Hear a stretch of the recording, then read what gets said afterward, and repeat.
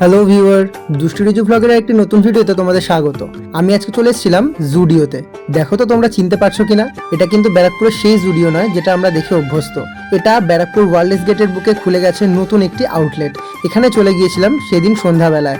হঠাৎই একদিন world's gate থেকে ক্রস করার সময় আমার চোখে পড়ে এই আউটলেটটা। আমি তো দেখে খুবই অবাক, তার কারণ এই আউটলেট থেকে আমার বাড়ির ডিস্টেন্স শুধুমাত্র 5 মিনিট।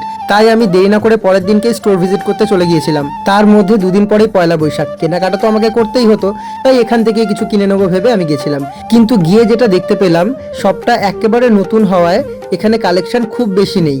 কিন্তু তার মধ্যে থেকেই আমি খুঁজে খুঁজে কয়েকটা জিনিস চুজ করেছিলাম, করে সেগুলোকে নিয়ে গেছিলাম ট্রায়াল রুমে। আর ট্রায়াল রুমে গিয়ে সেগুলোকে আমি ট্রায়াল করে দেখলাম, আমার খুব একটা ভালো লাগছিল না, যে কারণে আমি এগুলো আর নিইনি। সেগুলো ওখানে রেখেই বেরিয়ে আসলাম। আর বেরিয়ে এসে রাস্তায় দেখলাম হঠাৎ ফুচকার দোকান। ফুচকার দোকান দেখে সেখানে দাঁড়িয়ে গেলাম আর খেয়ে নিলাম ফুচকা। ফুচকাটা সত্যিই খুব টেস্টি ছিল।